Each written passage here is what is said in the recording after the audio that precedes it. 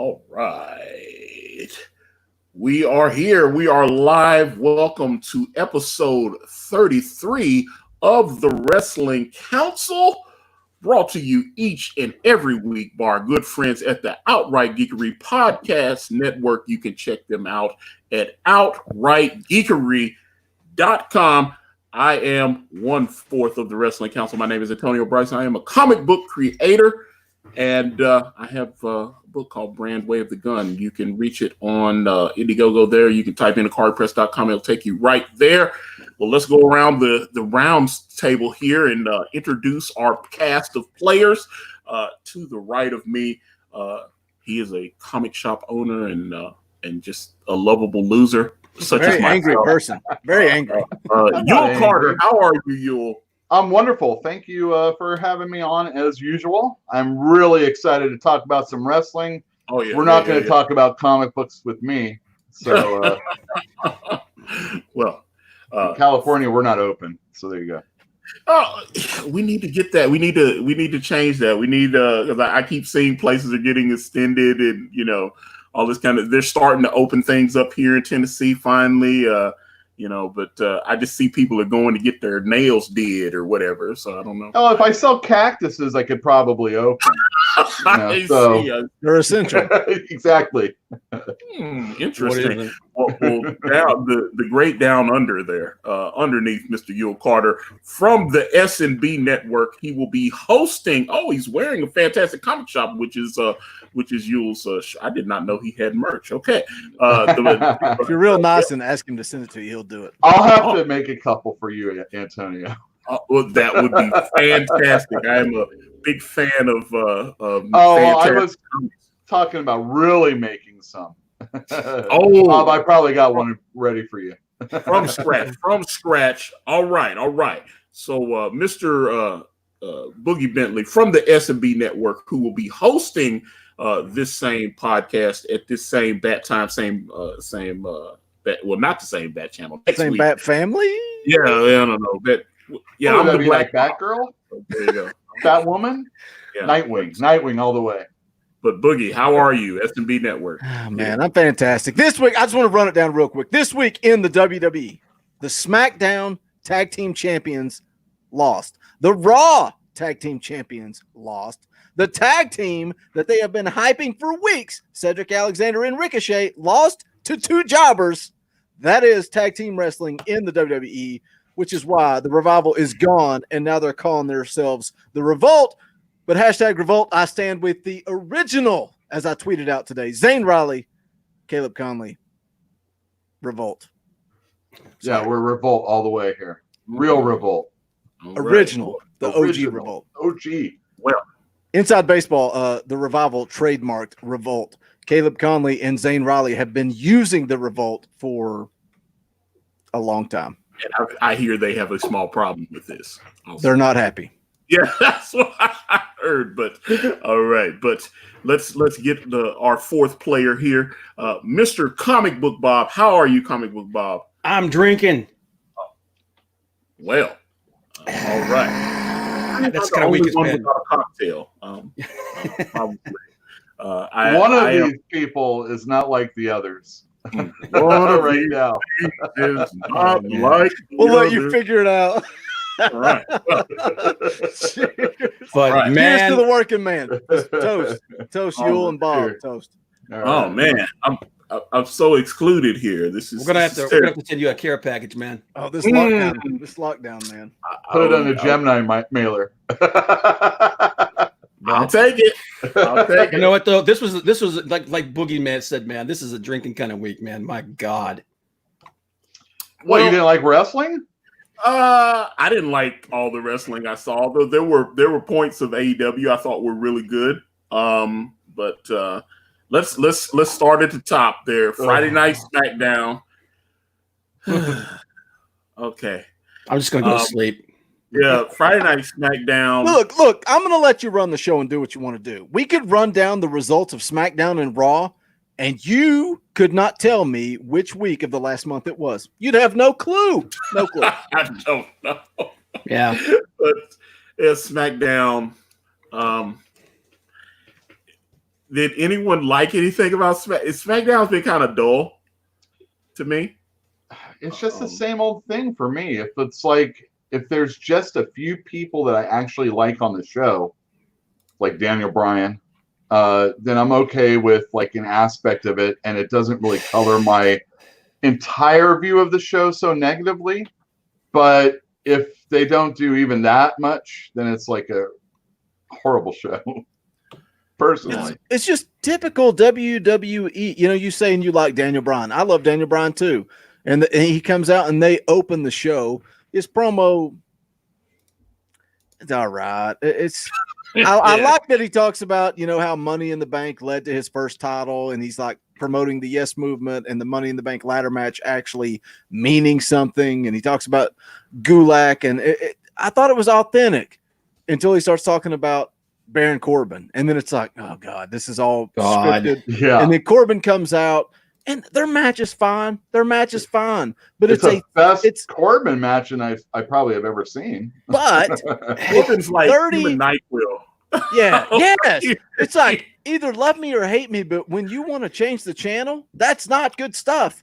But what drove me nuts is it's typical WWE. It's a 30-minute match, and like we're talking, it's pretty good, especially for Corbin. It's probably great for Corbin, just for him to get DQ'd at the very end using a ladder because. You know, ladder matches and all, I got to get DQ'd with a ladder. It's a waste of 30 minutes. Baron Corbin's mid-card vortex. Oh, God. He's The returned. black hole. Well, the title of this particular episode is WWE Money in the Bank 2020. So this Sunday, live on the WWE Network and selected pay-per-view outlets, WWE Money in the Bank live from Titan Tower, and there will be a men's Money in the Bank and a woman's Money in the Bank apparently running at the same time, although I heard there was a botch a few years ago and a man pulled down the woman's Money in the Bank or something. Yeah. What? That would be so cool. Yeah. It could be like TNA now. That's such good shit. I do like that AEW is basically having a Money in the Bank ladder match at Double or Nothing. It's like, we're going to show you how to do a ladder match, bro. That's what's coming. They're going to show you how to do it. They have Hardy. They can't do a ladder match with a Hardy. I don't know what they would be able to do there. Yeah, which actually Hardy came off the ladder this week, which I was actually kind of surprised by. But all right, we got to talk. He came off like an old man coming off. He did, man. He really did. But we got to talk about the rumor, man. All right, who's going off the roof? Who's going off? You know, someone's going off the roof. Don't start this. Is it going to be Big Show all over again? It won't be a woman, right? Lives. It will be a man, right? Probably. AJ Styles. Oh, he can come back from it. Hey, I'm alive, guys. I'm back. AJ Styles is alive and well.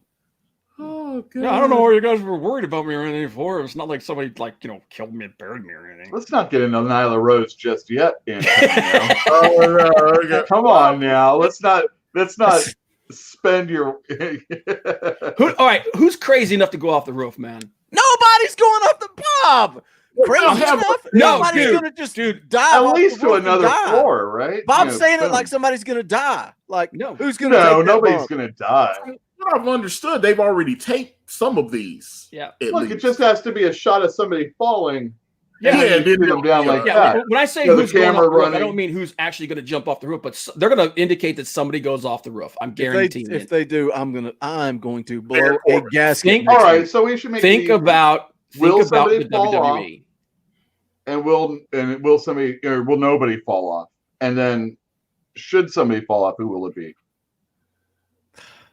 Does it matter? You know what? Really. Because we're trying to put importance on this thing. Because it's WWE, and they're trying to push the other the unexpected. I think it's going to be a woman that goes off the roof. I think it'll be like Asuka or Shayna Baszler has to do it. Shayna Baszler, yeah. But she can't win. She can't win this thing. It's not the way that she should. I don't think so. Who do you think is going to win these matches? I wish it was just the entire show that went off the freaking roof. Dude, I probably couldn't even name who is in both matches. I can't tell you everybody. Is Dolph Ziggler is right, Yep. and Mandy Rose lost to Carmella, so Carmella's in. Jules just adding complication, talking about both matches at the same time. Oh, sorry, it just happened on the same night. On the men's, I know. Okay. Poor Cedric Alexander. Supposedly he's not even really hurt. Rey Mysterio's in it. Baron Corbin's in it. Like this. Oh, Apollo Crews. Sorry. Yes. Oh, so here he goes again, Antonio. Oh. They all look alike. Come on, stop it. That's what's happening. They don't get a push ever. Come on now. That's why they put him on a tag team with Ricochet. All right, That's the other guy. Finally, all right. I'm sorry. All right, why does Boogie think this is so crazy? It's because it's so stupid. It's the fact that we're all sitting here saying we expect a human being to be thrown off of a roof, and it's okay. That's my problem. I have a problem with it too, man. But it's not real, dude. It's Vince. It's WWE. You know it's gonna happen.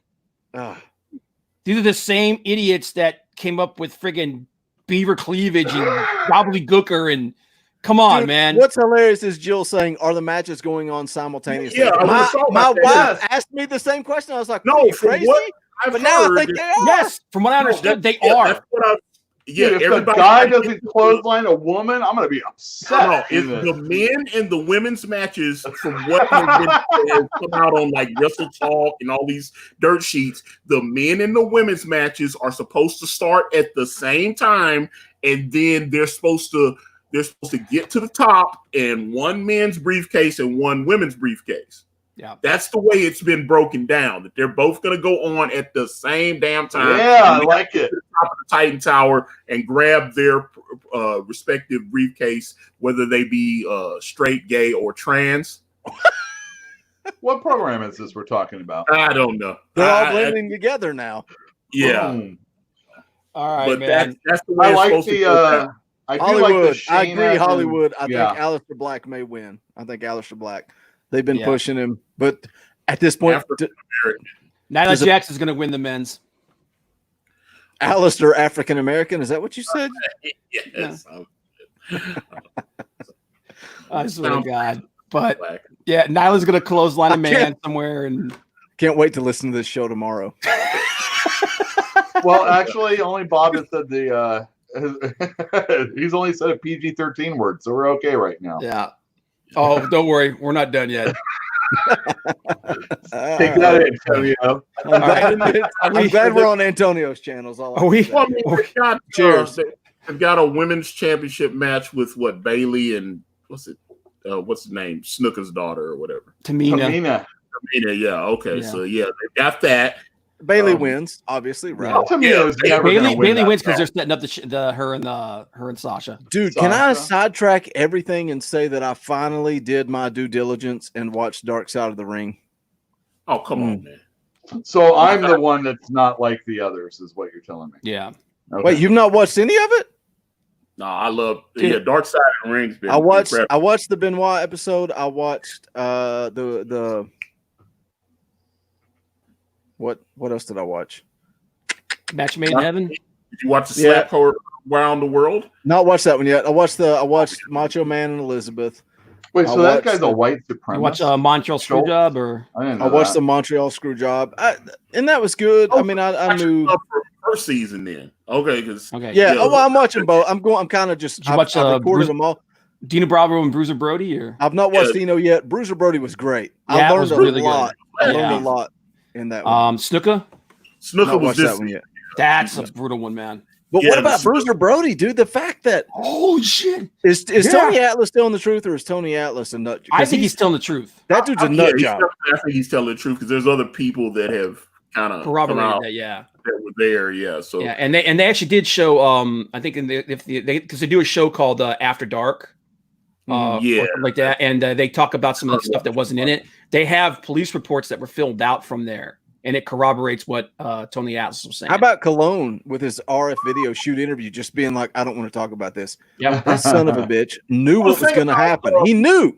Yeah. The thing about Tony Atlas is he's also connected to the snooker murder as well because really? Because his girlfriend that's my Tony at Atlas, the time was with was with Superfly Snuka and the young woman that was that slipped or whatever when they had their argument, and then she left, and then obviously a few hours later they found out that she was actually dead or whatever because he went to a wrestling match that night.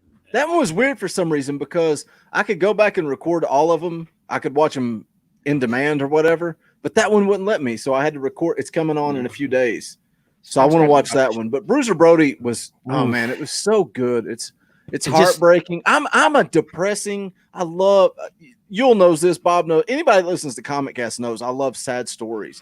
So when I listened to Bruiser Brody's story, all I could think about was his wife. And I even said, like, my wife's into it because she loves like murder mysteries and all that stuff. And I'm like, watch this, you'll dig it. And she likes Attitude Era wrestling. So I'm like, I'm selling her on it. Well, that whole thing when Tony Atlas was telling me he was holding him, he was saying, "Brother, please don't let him hurt me no more, bro." I was like, "Oh God, damn, man!" But all I could think about was his wife because, like, here you are as the wife, and there was many a times that I was on the road traveling, wrestling, and my wife's at home with our kids, whatever, and it's like she doesn't know what's going on. But like, think back to that time: no phones, no cell phones, nothing. Yeah, like she just thinks he's there wrestling, and dude has been stabbed. He's laying there dying. He's in an ambulance, clueless. And then he dies while she's on the flight on the way down. Like, and she doesn't really even know what's going on, man. No. And he's fighting for his life. That's are you laughing at someone? No, I'm very morbid. When I hear something uncomfortable, sometimes I laugh. It's the way it is. Well, I thought of Yule when I watched the Chris Benoit one because. Part of me gets what Yule's saying. They're monetizing this. They're making money on this story. That's there's no question about it. But at the same time, as a wrestling fan, dude, oh God, never let the picture of his son go. Oh my God, dude. But the Chris Benoit story, man, I just watch that, man, and it breaks my heart because I watch it and I just think about the Chris Benoit that I knew, the Chris Benoit that I loved. And you can hear Eddie and Chris talk about it. And it's like, that's not the guy. And even David, his son, is like, that's not my dad. Like and still to this day. What's your dad though? It was. And I know that. And that's why at the end of the day, like, again, me and my wife watched it and we were talking about it. I was like, you can't put that guy in the Hall of Fame. No. And then I throw a huge butt on it. I'm like, but some people say they should put woman number one. Yeah. Woman didn't do anything wrong. She does belong in the Hall of Fame. Put her in there. Sure. Some people are worried that if they put her in there, that's kind of their way of backdooring Chris in. And they're like, Chris Benoit can never go in the Hall of Fame. Yeah. No, I mean, but like they put her in there, like he's part of her story though. Yeah. So they're saying like you're kind of backdooring Chris in there as much. I disagree with that, but the Von Erich, that's the one I want to watch next. That one's rough too, man. Because his story, it's a sad story. Yeah, that family, it's a tragic story. That's a tortured. Yeah, that's a. But it makes and you look at what's his name? What's the one that lived? David. The one who's actually narrating the story. He's got two sons, and they're both wanting to be wrestlers. I'm like, dude. Knowing your family's history, I wouldn't let them near the ring. There is no way. What? I mean, this is carny. Wrestling is carny. There's somebody that wants to see the freak. Well, like right? Barry Broderick had some substance abuse issues. I've heard Cornette talk about that a few times. And yeah, or as Jim Ross said, he let his inner demons get to it. Dude, Cornette is gold on that show. Mm-hmm. And I went straight to his website last night. I'm like, I got to order the books. Like I've wanted them forever. Like the Louisville book. I think he has a book on Memphis, but he's not taking orders because he's. I got swarmed with orders. Right. And I remembered that him saying it on the podcast, and I was like, oh yeah, he's not taking orders right now. I got my order in just before. He hadn't shipped mine yet, but he's shipping now. Well, he says he's gonna open back up on the 15th. Yeah. He's flattening out the curve. Yeah. But the other thing too is that if you do watch the Benoit thing, I suggest going and listening to Cornette's interview with Kevin Sullivan because you get his side of the story, and his side of the story is very different, and he's actually got some receipts to back it up. Yeah, like the fact that the police report. Nancy got arrested for stabbing him, and and there were, but Sullivan was actually very, he's trying to be fair.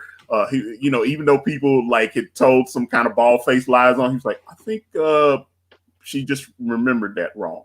Yeah. Well, you don't want to talk ill of the dead, man. I mean, yeah. Well, I'm talking about, he's talking about her sister, like Nancy's sister. Yeah. Something's up with her, man. And I think so too. Malenko's wife threw him under the bus, talking about she had came to her with a black eye, and at that time they hadn't been together in like 6 or 7 months, and he was like, I don't know how she got the black eye. We weren't even together at that point, but apparently that was my fault, even though we weren't together anymore. Something's up with Nancy's wife. She's not, or Nancy's sister. Yeah, she's not. She's not all there. But yeah, guys, smash the like button. Share this thing out on your social media. Help us grow this thing. You're going to get back on track here. I derailed it. I'm sorry. No, okay, you're good. Well, I would rather talk about this than I would talk about Raw. But, I want to. Have you ever heard? Oh, sorry, go ahead. Damn it. I'm done. Never mind. I haven't said anything. There was a question from Mr. Hollywood in the chat talking about who is going to be revealed as the hacker on Money in the Bank, because that's pretty clear that's what they're leading up to, and they were kind of trying to imply that it was going to be CM Punk. There is no way.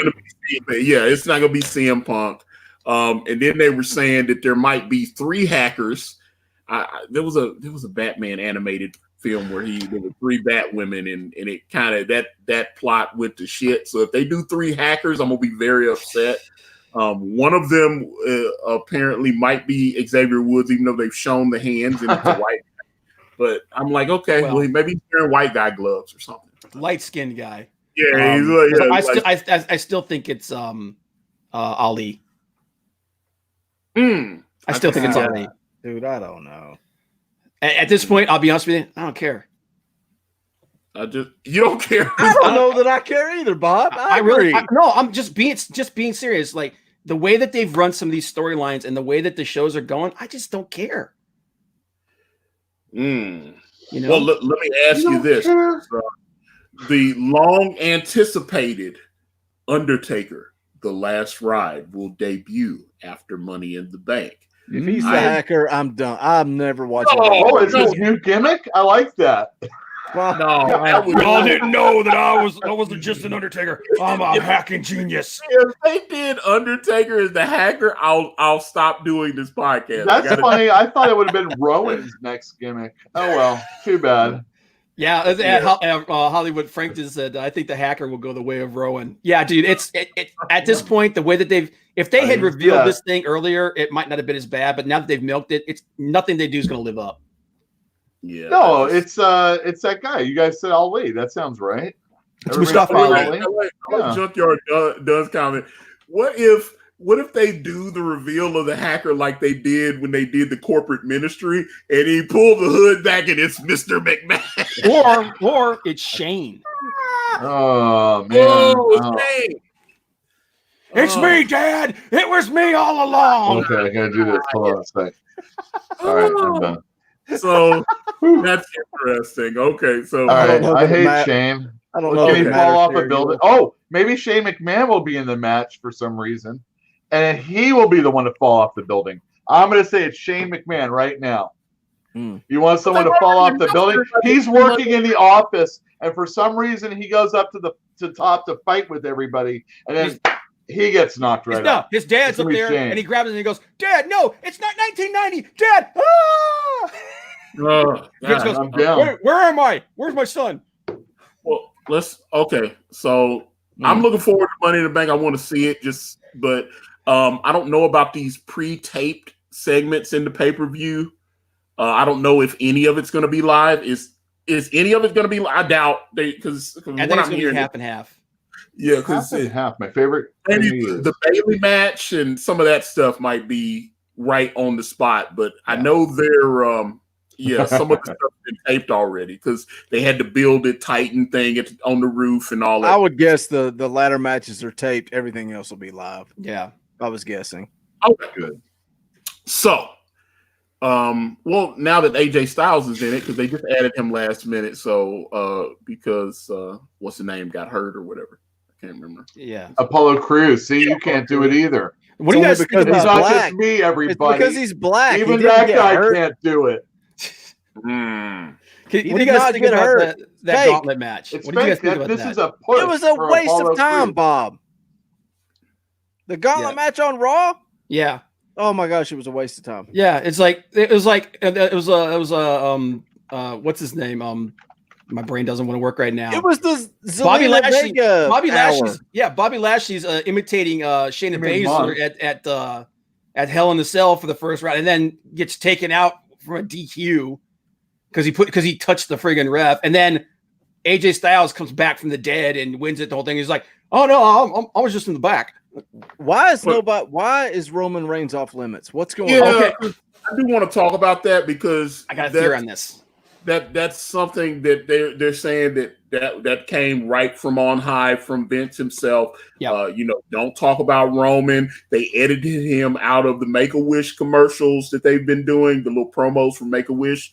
They put Cena front and center, and they edited him out of them, even though he had done quite a few Make-A-Wishes for them. I think that's strange, but it does. I know where the Vince goes. Oh, because I saw Triple H had come out and said, "Oh no, we understand with Roman's compromised immune system. We completely support his decision." They're saying Vince is pissed that he pulled out of the main event at WrestleMania. I'm going to tell you right now what this is. This is them going in public. They're going, "Oh yeah, all work is voluntary. It's okay." And if you're worried about that, but with the ratings plummeting and everything like that, this is passive aggressiveness. This is their passive aggressive way of saying, "Yeah, you can stay at home, but your career is going to get buried." So we're not going to make. We're not going to because he's Vince's boy. He's Vince's boy. That's what makes it so stupid. Yeah, this is basically them trying to force him to voluntarily come back, because they're basically like you can either come back and take the risk and work, or we're just gonna we're gonna bury your career. Well, it kind of, like I said, obviously they're saying the right things publicly, but I go back to listening to Jim Ross's book, Under the Black Hat, where, once he had that second bout of Bell's palsy and they were trying to transition him off the air, they were bringing in all the replacement announcers. He said, well, they can't pull me off the air for having a disability because that's a lawsuit. So they just go, oh, we're going in a different direction. Mm-hmm. They have to do it a certain way so it doesn't open them up to legalities. Obviously, someone that is documented as having at least 2 bouts of leukemia and having to go through the treatments, has compromised immune system. He feels like, hey, you guys are putting my health and safety at risk. That would be a lawsuit. Mm-hmm. But if he comes back up voluntarily, yeah, it's that kind of thing. So, that's again, if anyone hasn't listened to at least the audiobook of Jim Ross's Under the Black Hat, I definitely recommend that book because I think it's. I've listened to it like 4 times while I've been up here packing. Why didn't they do an injury angle with Roman Reigns in the very least? I mean, he didn't even have to be on. I think it was last minute. A shape on the ground far away could have been Roman Reigns. They don't want him off television. They want him on. He is. But this is their, like I said, this is some devious crap. This is them basically passive aggressively telling him either come back or we're going to bury your career. He's not the Revival though, and even in the end, they didn't even do the gimmick that was supposedly to hurt the Revival. So. I don't know. I think is the Fiend going to regain the championship on Sunday, or are they going to just go along a little further with? No, he's getting it back. I think so as well. But here's the thing to talk about the thing about the Revival. Did you listen to the Jericho podcast? Yeah, they pulled a 360 on them. They told them when they presented them with those stupid gimmicks, they said, okay, we'll do it, but we're not going to re-sign. They were like, wait, what? Huh? Yeah, they were blown away by that. They were just like, so they were like $750,000 a year that they turned down just because. Whoa, how much? $750,000 a year. Okay, each. okay. Yeah, each. That's pretty good. That's still a good contract. But no, I honestly think that's what they're doing to Especially since they're not being used. I would love to. Their bump card's looking good. Yeah, but they're still working. I would love to know what AEW's paying them though. Not $750,000 a year. You don't think so? Oh hell no. Tony Khan doesn't have that kind of money. He's got tons of money. What's he willing to spend? Yeah. Well, he hasn't bought him but Brian's got a good point there though. This whole thing with Roman, it could end up being a work. Well, it's a pretty damn intricate work. A lot of things are real life and then become works. Mm-hmm. Well, let's talk about this because go back a week to Jericho's podcast with Jim Ross. That was really telling because how did he get that interview? That's very good coup. Yeah, I was like, Jim Ross is on AEW. Why would he not? I mean, it's just like Jericho's podcast the last few weeks. He had Britt Baker. That was solid. I enjoyed the Matt Hardy one. I enjoyed the Brody Lee one. So he's been getting them.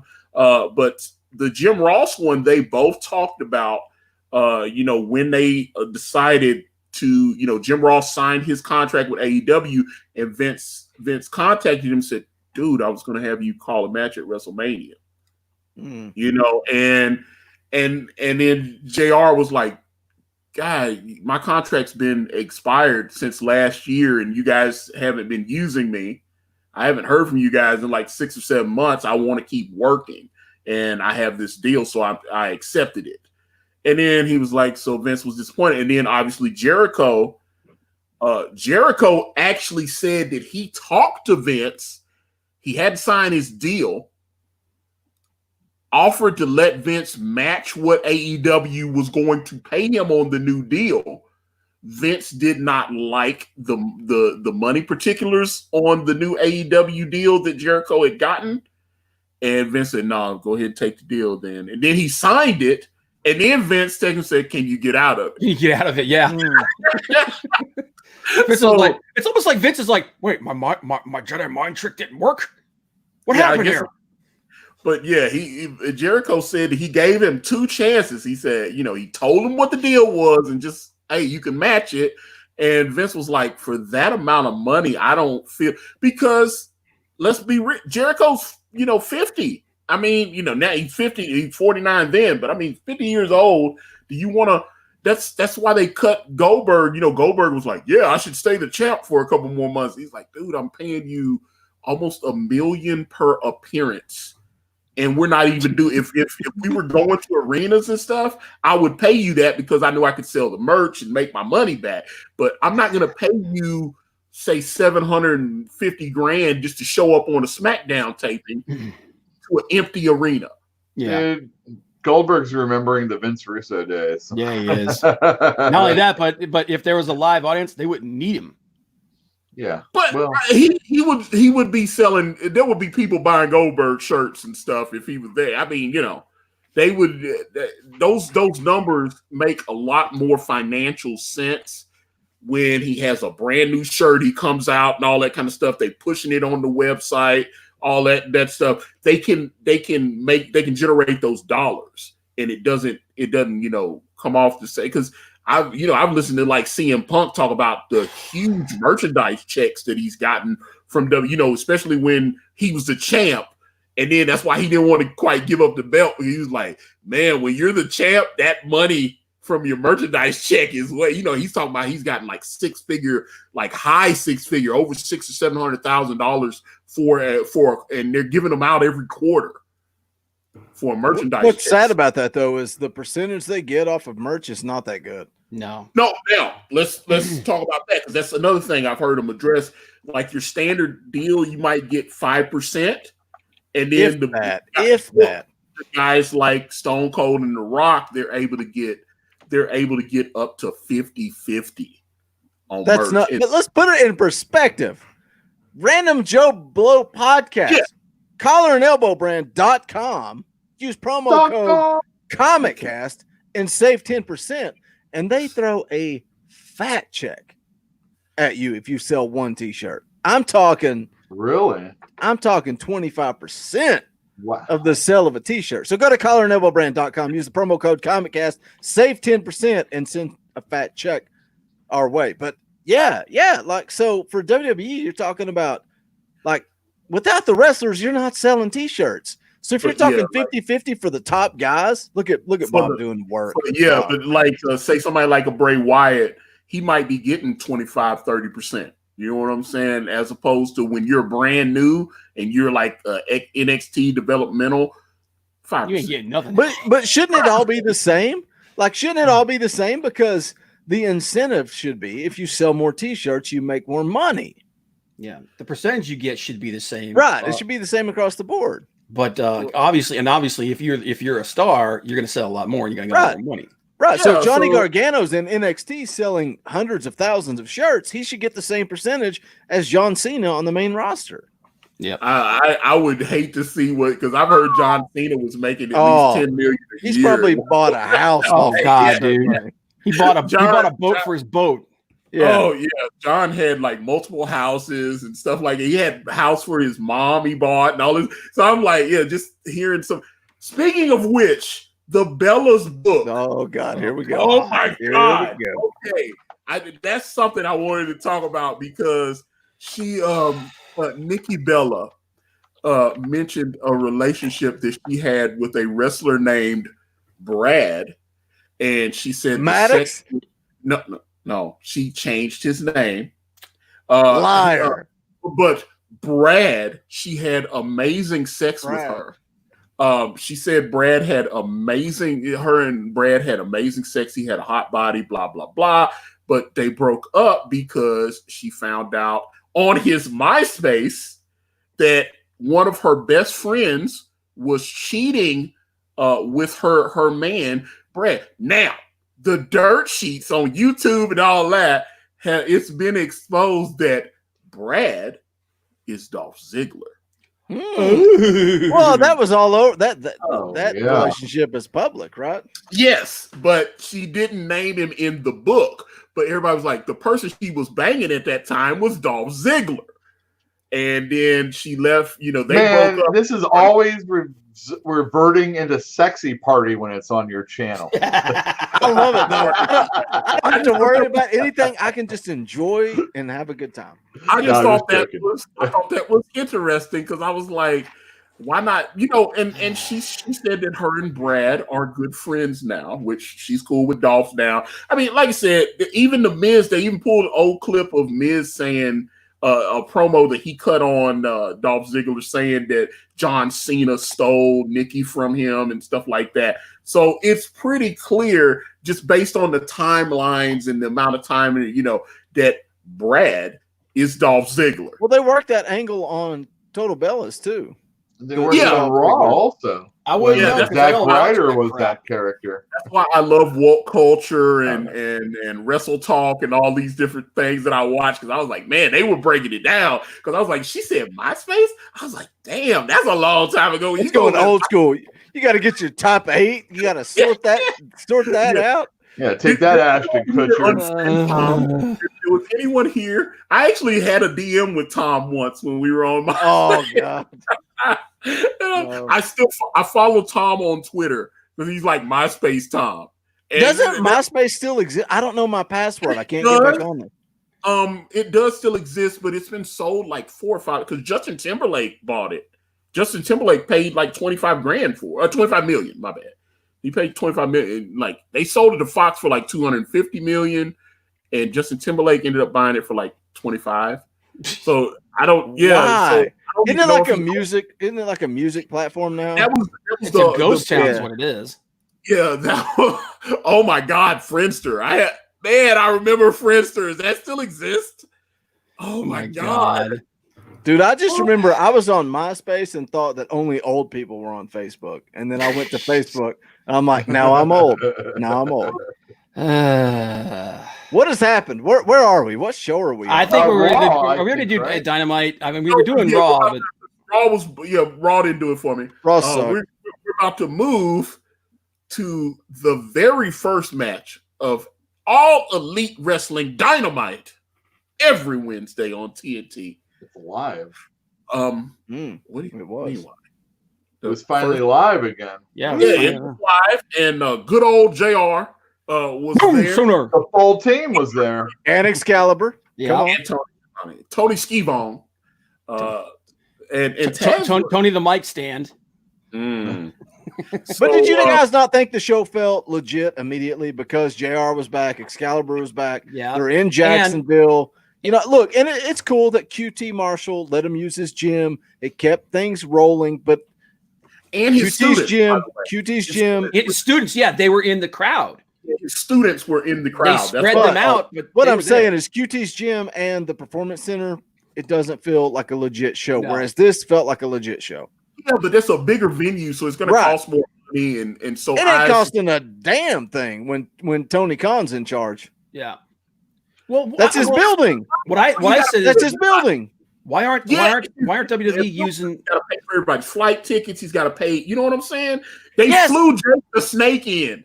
Right, but you're flying your talent in like you would for a normal Dynamite show. Yeah, like without I'm not the crowd to make that money to pay. Who cares? For everything. It's worth it. It's worth it. I think so too. And the fact that the ratings went up, I think it shows that.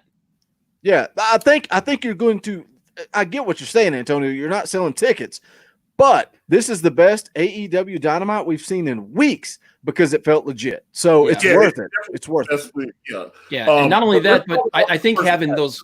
I'm sorry, I didn't mean to talk over you, man. I think having those. I think those people in the crowd helps, and WWE needs to start taking notes from that. Yeah, because I thought it was the energy in the show was a lot. I mean, obviously they had wrestlers around the ring too, but they actually had a couple of people. They were doing some kind of, from what I understood, they were doing some kind of COVID testing at the Jacksonville arena. Oh yeah, but I heard Bruce Mitchell say, like, well, did they get results of those tests? Yeah, like that's pointless. Did they do it this week? Because that takes 2 weeks to get the results. I don't know. Oh well, we did the testing. Everything's okay. Way to go. Well, but let's go into the first match, which of course was the American Nightmare. Cody. Okay, let me start with this. Why does Brandy come out with QT Marshall, Dustin Rhodes, the Nightmare Family, but not with Cody? That bothers me. She does sometimes. She come out with him the other week. Sometimes. Why not every time? Well, when she has to take when she has a spot, a bump. Yeah, exactly. Nope. Yeah. She took a bump later on. It Maybe bothers more than me. one. Yeah, Jake Roberts bumped her for sure, but that it bothers me. We'll get there. But Cody was what Cody was up against Jelly Nutella. Jelly Nutella. Jelly looked a little green. I gotta be honest.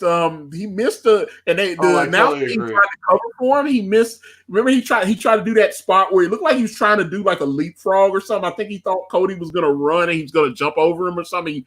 They were in those closed quarters. Sloppy. But Cody covered it well. Yeah. Okay, you messed up. I'm killing you. I'm gonna drill you.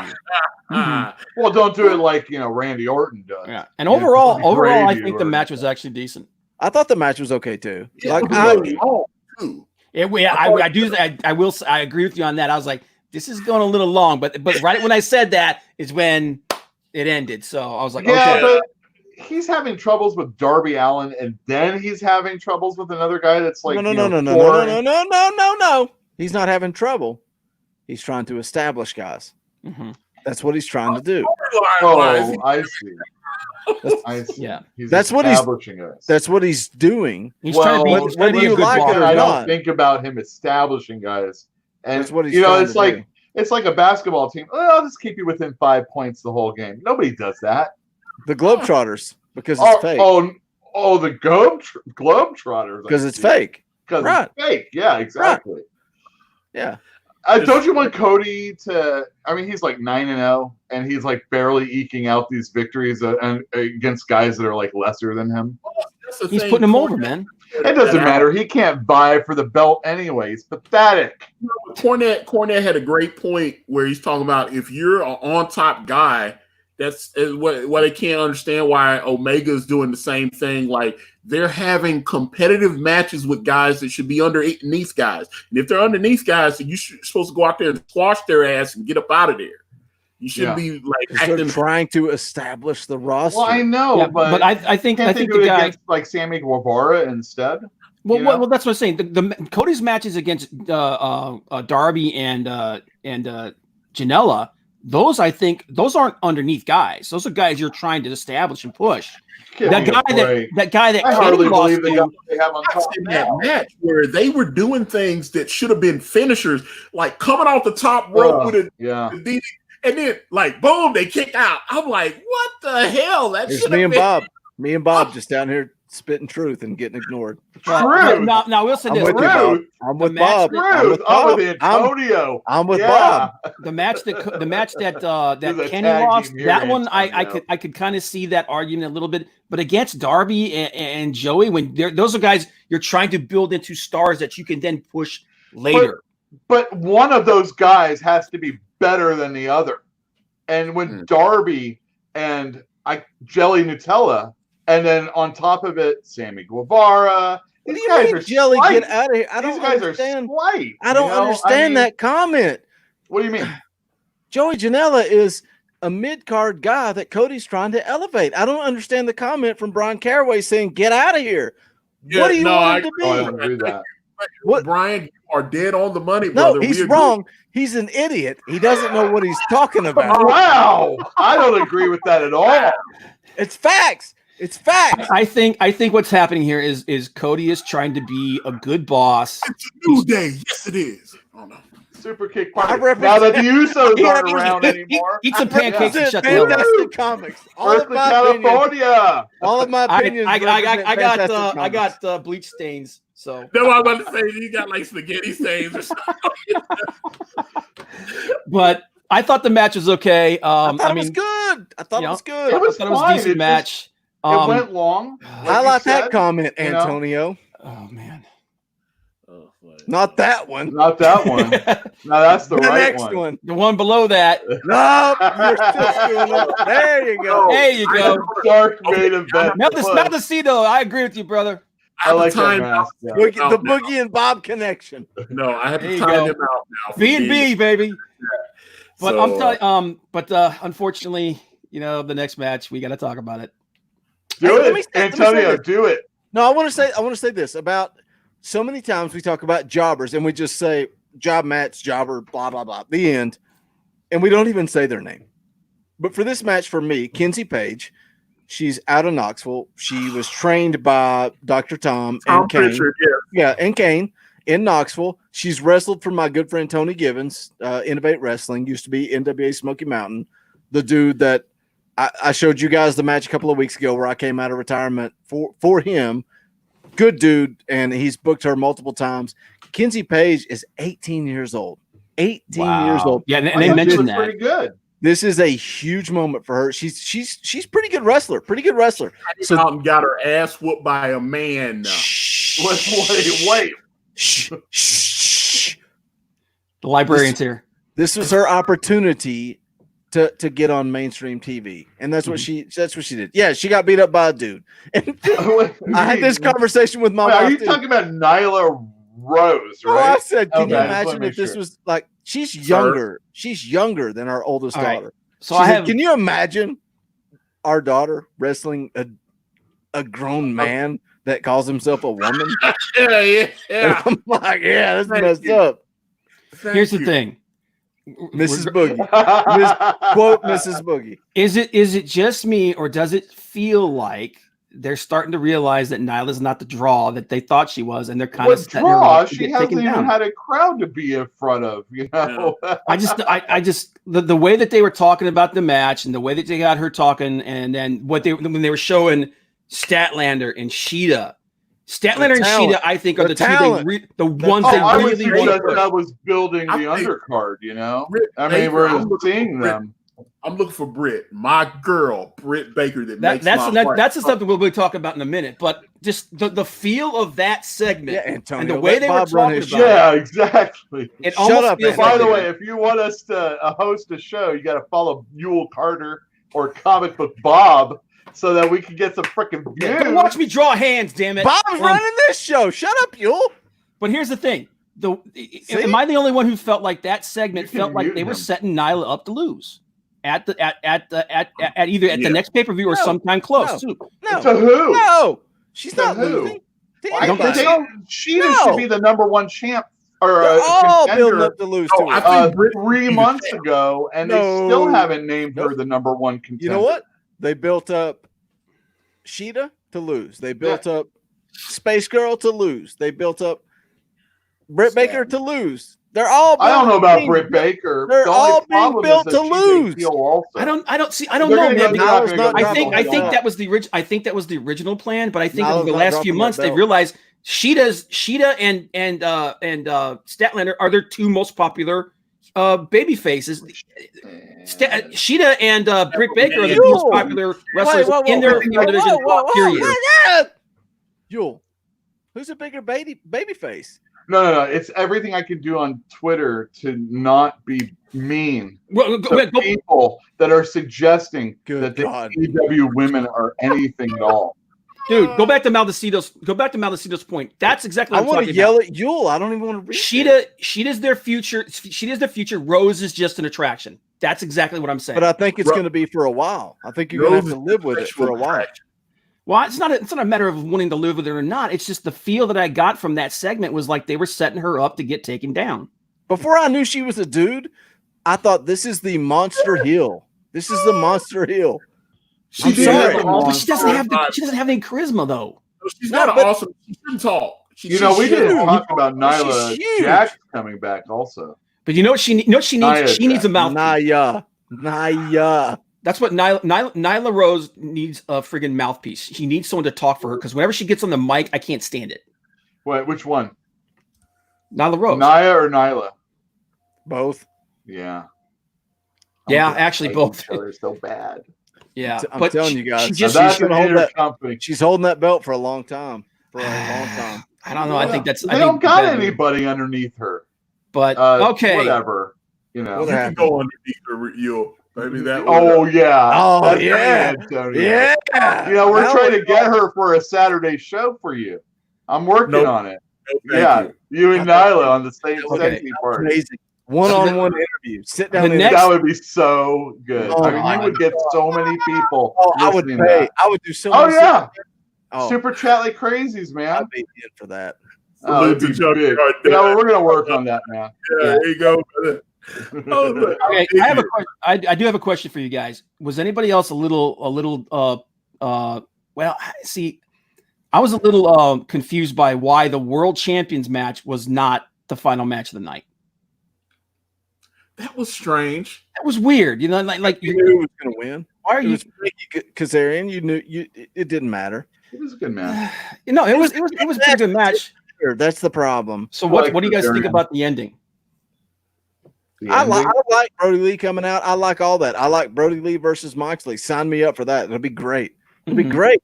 But that match was a throwaway match. It was just this is going to be a good match, but it's mid card. Nobody cares. We all know who's going to win. That was AEW to a T. We all knew the outcome of every match, but it was still good. I still enjoyed the show. Mm-hmm. She hates Moxley, by the way. Jill is even worse than WWE. I gotta be honest. We should bring her on instead of Yul one week. She's down. She's going to probably come in the door right now. I'm going to do that. Please, Jill, come.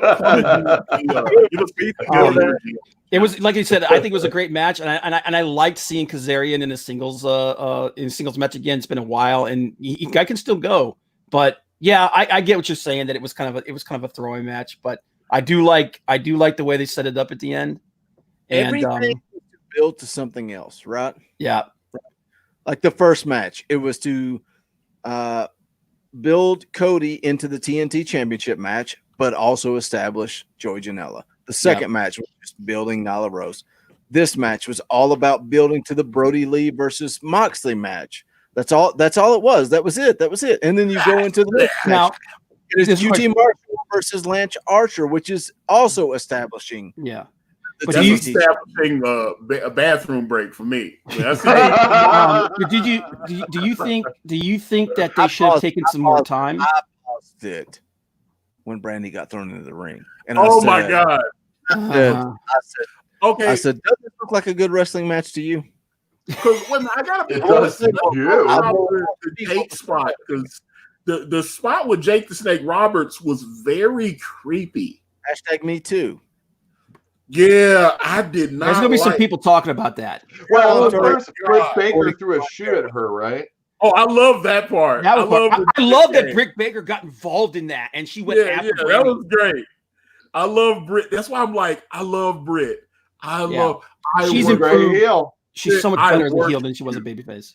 And that's about that on Jericho's podcast, where she had trouble establishing. She had always been a face in these other, or what, Shimmer and some of these other promotions. She had a problem, and so they were, she said Jericho and Tony Khan came to her and they were like, what do you think about trying to work heel? And she was confused by it because she was like, I'm a face. I'm not the heel. And she clearly struggled when they were trying to make her the bad girl at first. She was like, but now she's embraced it. Because I think she realizes it's more fun. Oh my God. What can you make a better heel than a hot chick that says she's better than you? Like, that's I'm the a perfect dentist. heel. Yeah. But my favorite heels right now are the team of Gargano and Candice LeRae. I think I just got to get them out really quick. Their transformation has been really good. And I really like the vignettes that they've been doing. And wrestling, of course, is really good still. Right. I'm just glad we got 2 hours with Mario Marco stunt signing. Well, he's so small, you can just stick him in your pocket. I mean, come on. This week too. Yeah, well, Marco will return. Will return. But the Archer QT Marshall match, again, like you said, it's just more storytelling. I love the fact that for the most part, it was basically a squash match. And it's really, I really am at the point where I can see either one of these guys winning, even though I really want it to be Archer to really set him up as a major heel. And, but I can see either one of these guys winning. Lance Archer. Wait, what? No, I want Cody. I want Cody to beat Lance Archer. Okay. I know that there's a good chance that it might be. It's at this point I'm at 50-50. I think putting the belt on Cody it helps elevate him and put him into that scene where everybody wants him. But at the same time, man, I definitely. I think so too. But at the same time, my brain's going. I don't think I think either way they go is fine. Either way they go. Yeah, I'm not going to cry if it's Archer, but I think I'd like to see Cody get a championship. Yeah, and I like the fact that they're letting Archer come across as just a serious force. What you guys think about Shawn Spears? His promo was a good promo, man. Dustin Rhodes' last match going to be with Shawn Spears? I'm down. I'm down too. I'm down too. It'll be. And all the way back in one of our first episodes, we talked about the possibility of Cody forming with Shawn Spears a 4 horseman type thing. They're doing it. Go back, Antonio. They're actually doing it. Pineapple. This is everything. Because listen, when Jericho came out for the main event and he went straight to Pineapple Pete, and Pineapple Pete nailed him. I put it in my notes. I said, Jericho is making Pineapple Pete a star. He's making Sugar Dunkerton a star. Nobody knows who he is. I've been talking about this guy for weeks. And Antonio was like, Pineapple Pete, ha ha ha, Pineapple Pete, ha ha ha. Jericho, I'm telling you, brother, he's gonna make him a star. He sees potential. Right. He puts him over, but now it's not good enough. They're gonna have the match next week, and I'm telling you, Pineapple Pete is gonna be a star. Is he gonna go over in the match? No way. It's going to be like when Daniel Bryan went against Jericho when he was in NXT. Yes. And it was a very competitive 8-minute match. But in AEW, that means it should go like 17 minutes. It's what Cody did with Darby Allin. You're elevating people, but you're talking about a dude that came to do the job and has made a name for himself by his personality. That's huge. Yeah. That's everything. And it would have been huge if Triple H would have just let Jericho keep the belt that one night. Because he had to squash him in the end. And now it's going to be Jericho doing the same thing. we kick It's you just off that all shit rolls down. It's no, dude. That's too PG. Jericho is at such a position he could put somebody else over without it hurting him at all. Well, I mean, the thing is that Jericho's done the job in the so chat much. if you want to kick you off the show. I'm putting a warning. All right, let's kick. Jericho has done the job so many times in WWE. He doesn't want to do it here, obviously. Okay. All right. So, Cal. I thought was good. We got to talk about the street fight, guys. Yeah. He's sleeping in the same bed as you. Of course, you agree with him. Okay. All right. What did you guys think about the street fight? I loved it. Loved it. I was Sammy Guevara. Dude, I'm gonna give some props to Sammy Guevara, man. He acted his butt off. Yeah. Great. I loved everything about it. The only thing I had a problem with was the sudden outfit changes that Matt Hardy was doing. Dude, I'm like going, okay, man, this is getting like it's. He's like, you can tell that those were taped at that point because it's like, okay, we know this crap is taped. I don't know that it was taped because it took him forever to show to up. get out of that. He was gone for a while. He came back. Yeah, that's where his change of clothes were. That Junkyard doesn't, dude. I thought Samuel was legit dead. The way that they shot those, man, it looked like they actually hit him a couple times with that golf cart. But can we talk about Matt Hardy driving that car? He's just like, yeah.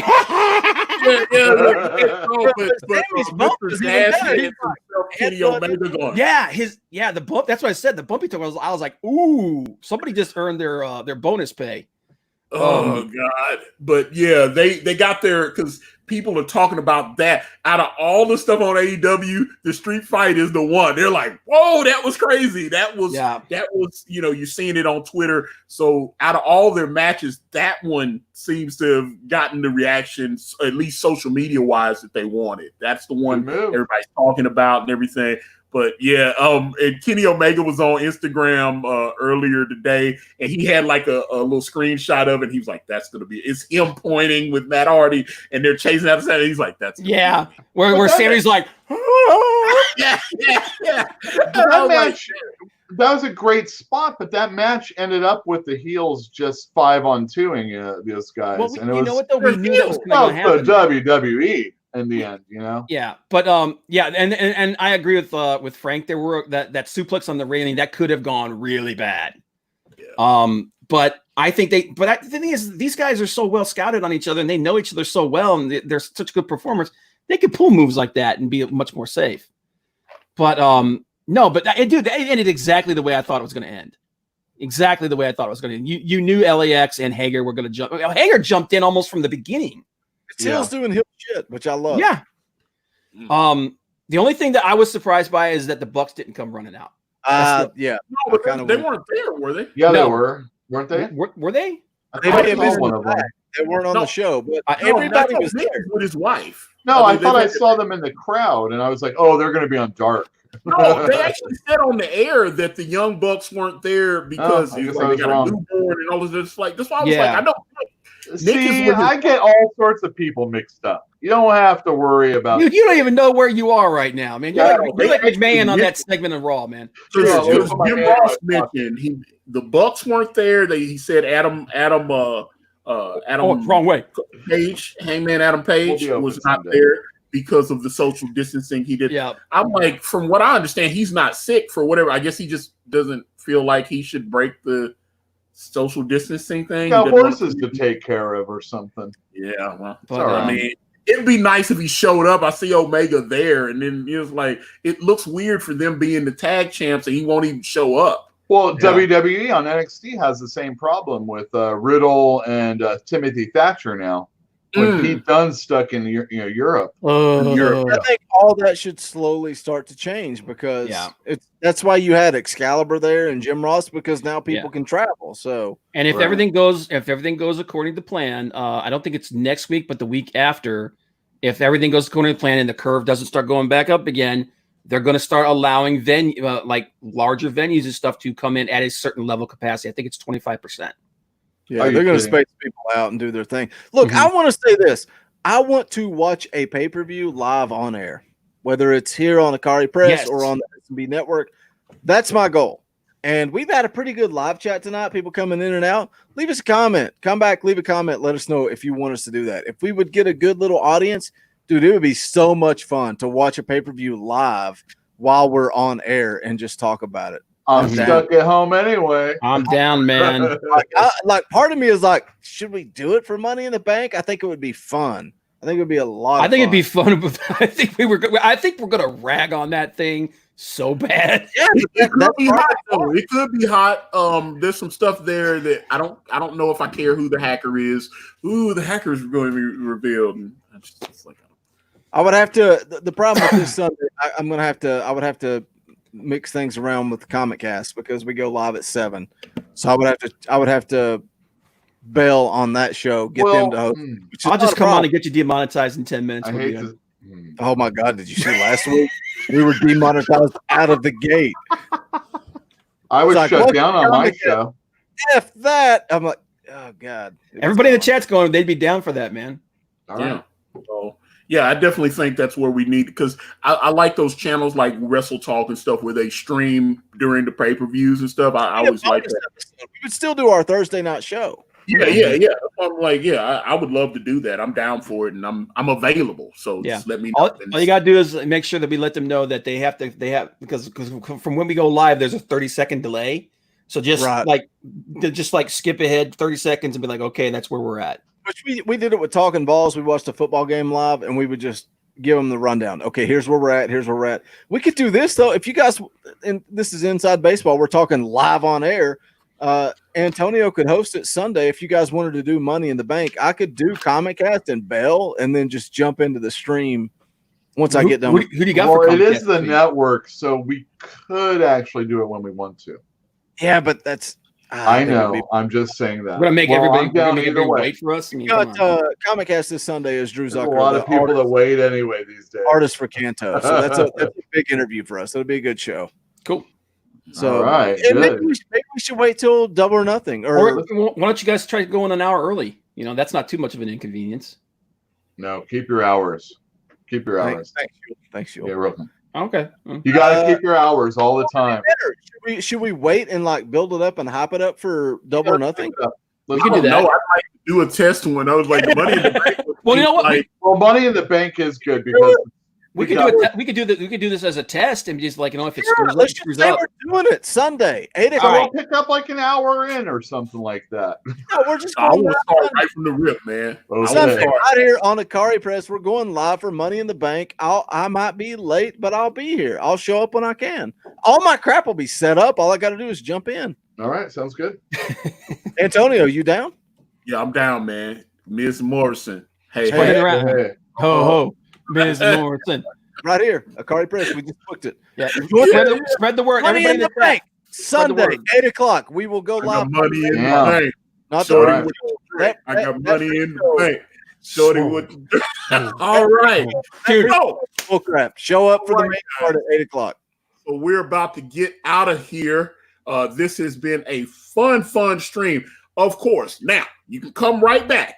Sunday, 7 p.m. Eastern Standard Time. WWE Network, Money in the Bank pay-per-view. Watch it and comment with us as we go. Oh man, what was that? Get confused about everything because I'm looking forward to this. I am excited. This is gonna be cool. And then on Thursday at 9 p.m. Eastern Standard Time on the S&B Network, you can find that on my favorite channels list.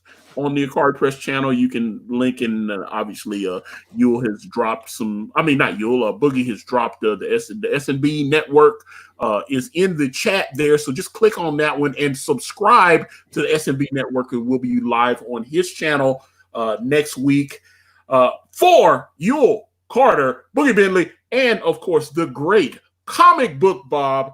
I'm Antonio Bryce. The Wrestling Council is over. Money in the Bank.